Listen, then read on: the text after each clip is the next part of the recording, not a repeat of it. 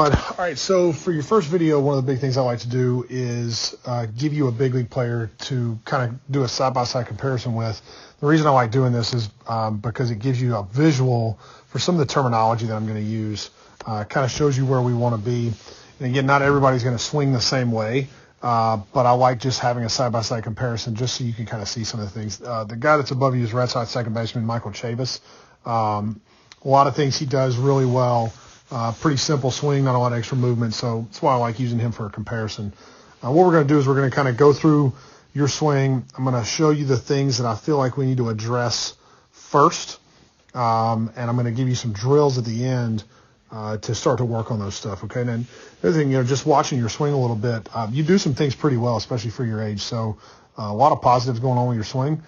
So just these couple little things that I want you to see. We'll work on those over the next week, and then you can send me your next video, okay? So I'm just going to go ahead and go through it.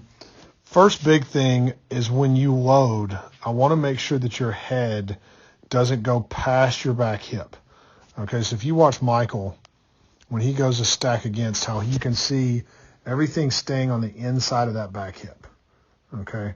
So we're staying here, so we're stacking against the backside versus swaying. Okay, and what that's going to do is, A, it's going to load our rear hip better. B, it's going to give us better forward direction, which you'll see show up in just a second.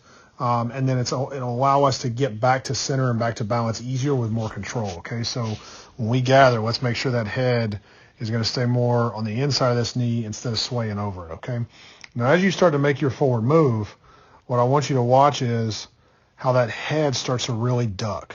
Okay, so, and this is one of the tough things about hitting off the tee, but you'll notice from right here, all right, there's your eye level, and watch how much that head wants to go down and forward towards the tee. So if you watch Michael, how that head really stays on a good straight line, all right, as he gets to that launch position. And yeah, it's going to drop just a little bit as his base spreads out, but you can see he's not ducking into the ball. Okay, so this move right here will kind of get us in trouble if we're working like this off the tee. And then all of a sudden we go to the game, it's going to be a completely different feel. Okay, so one of the things you can try to do is visualize the pitcher out here and then pick the ball up at the last second. So instead of staring at the tee, the head starts to go down and then the shoulders really turn in. Keep your head up, really look at the pitcher, and then we're going to use posture to turn behind this ball instead of going down at it, okay? Now, the next part is once we get to our launch position. So launch is when front foot hits the ground. Not a bad position here, again, except with the head down just a little bit. But from there, we should stop. Okay, so head should stop. And if we get Michael to his launch, I want you to watch his head. Okay, so we'll go through his. How it doesn't move. It's going to stay right there. I want you to watch how your head really continues forward after you're in the ground. And what's causing that is this front side is soft. Okay, so instead of us really firming up, you can watch Michael's front leg, how it firms up and he's going to hit behind it. We soften that front side, and then we're going to spin across. Okay, so body starts to open this way. What happens is now it's just a push of the arms through the swing, and you can really see it in the finish because watch how you hit it and then the swing's done. I want you to watch where Michael gets to, how far the swing continues to unload. So that's that big release of energy. All right, as his body explodes through the baseball. And I want you to pay attention to something. Watch where his back foot goes. So watch how the back foot is going to release forward. I want you to watch how your back foot just spins in place. And that's because as we made our forward move, we didn't create enough space in here.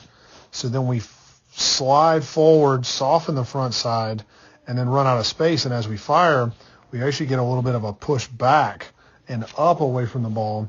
So the only thing we're hitting the ball is with our arms, okay? So big thing I want to see, and we're going to do a couple drills. We're going to do the step back drill to get you to step against your backside instead of swaying over it. All right, we're going to do the stride to balance drill, which is going to get you to create better separation, better direction. We're going to do the launch drill to really get you to feel getting to that strong base and then releasing. And I'm also going to give you I'd like you to do the step through if you've got room. Okay, so I'll send that to you as well, otherwise known as the Happy Gilmore. But really starting to feel us make a stronger, more aggressive, positive move, getting ourselves to balance, and then putting the brakes on with that front leg. So after your next video, I may have a couple other drills that you need to see or that you'll do. I want to kind of see how this progresses. So we'll go step back, stride to balance, launch, and step through. Okay. If you got any questions, let me know. See you, bud.